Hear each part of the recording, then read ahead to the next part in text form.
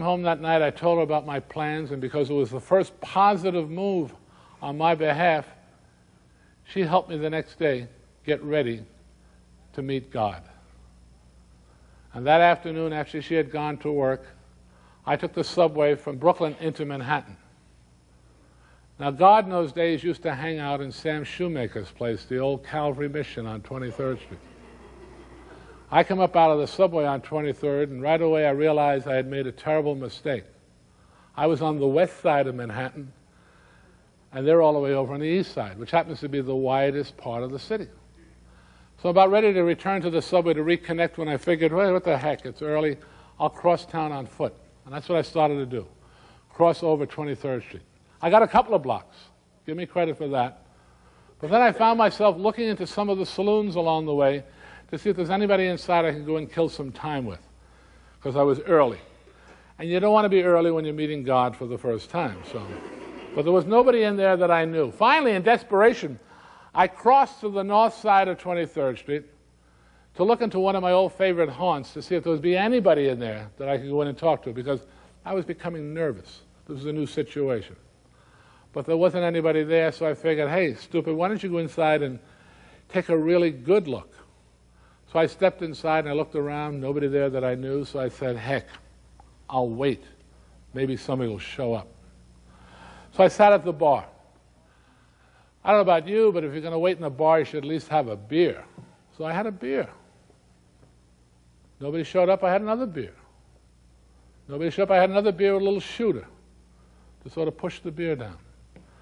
And then just another shooter, and another shooter, and another shooter, and before you know it, as was my custom, I went into a blackout, forgetting any plans that I had for an evening that hadn't even started yet.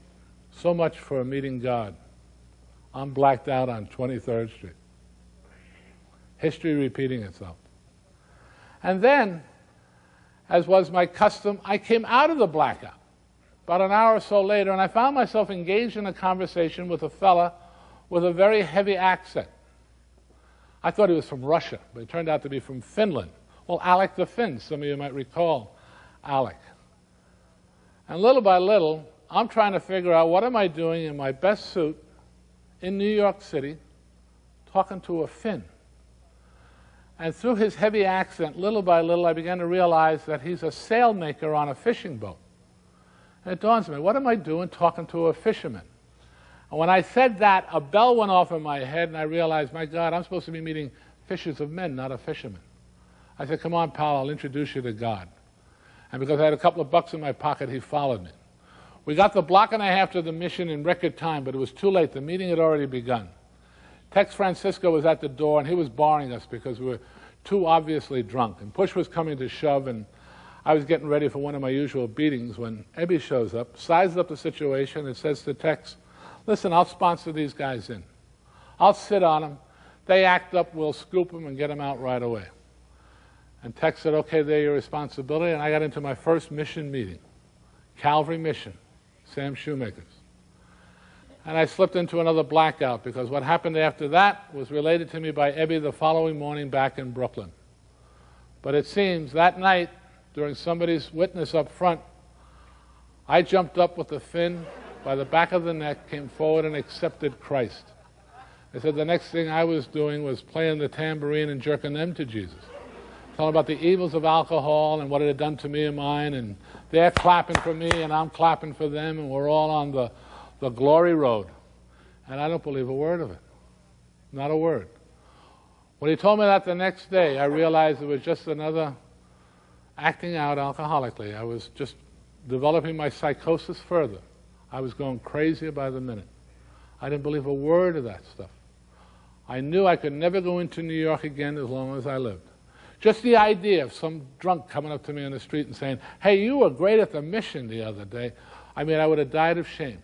I didn't believe a word of that. And all Ebby said is, you had me fooled. And he left. Now, Lois had already gone to work. She was upset by the way I'd come home the night before. Now Ebby left, and I was alone in that house, and I'm moping around, realizing that I'm getting worse by the minute. I'm a danger to myself. Everything that the doctor has said is coming true. I'm going down the tube. But an hour after Ebby left, I made a realization about something that had happened earlier on that morning that I hadn't taken notice of. But when my wife was going off to work, I returned money to her. I took money out of my pants pocket and I handed it back to her. Money I hadn't spent the night before. And I had never done that before in my life. See, when I was drinking, I never came home with money. I came home only for money. I couldn't go buy a bar with a dime in my pocket, yet that night after that meeting, I had come right home. Something had happened. What it was, I mean, I was out to lunch, I don't know. But something had happened.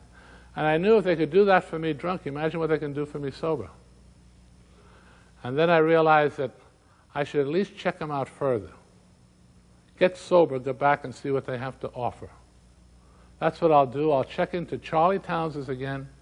5 days, $125. My brother-in-law, the doctor, always paid the bill. I'll check in, get sober, and go back and see what these people have to offer. So I got dressed and headed out for the city. Now, I don't know about you, but if you're going to get sober, you should get drunk first. I mean, no sense wasting $125 on a hangover. I mean, I don't. But damn it, I'd given my wife all my money. All I had was a nickel and a penny, 6 cents, and it took a nickel to get in the subway. That left me with a penny, and you couldn't get drunk in 1934 in Brooklyn with a penny. I don't care what you say. 2 cents perhaps, but not a penny. So I mooched around Brooklyn Heights until I found one store that would give me credit.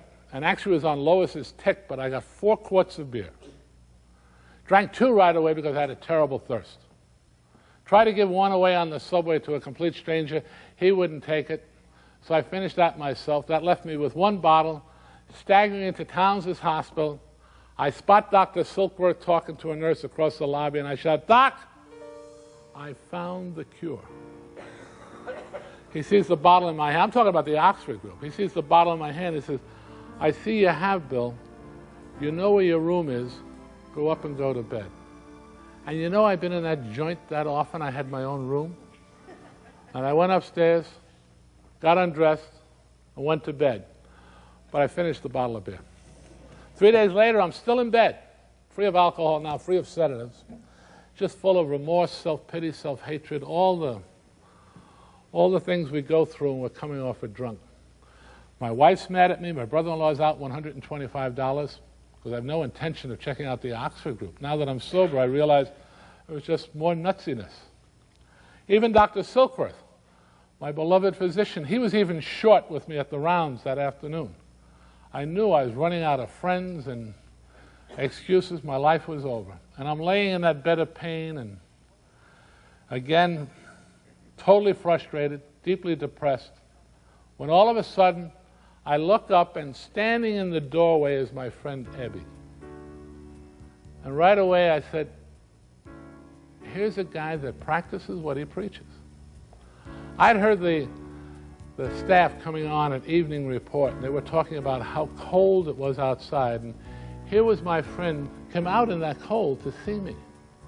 And that really touched me. And all he said when he came over to the bed was, "Gee, Bill, I'm sorry to see you back in this place. I honestly, I thought you had it the other day, but I guess we can be wrong sometimes. Give me a call. If there's anything I can ever do to help you out, just give me a call." He turned to go, and I stayed him. I said, "Wait, friend, come back. What's that neat little formula you have that's been keeping you sober now?" I had forgotten it. He said, "Well, it's simple, Bill." He said, you get honest, you talk it over with somebody else, make up for the harm you've done, try to help other people, and ask God for help to do those 4 things. "Oh yeah, God, I'm sorry, Eb, I don't want to keep you. Thanks, but no thanks." He left. I still choked on this concept of a personal God.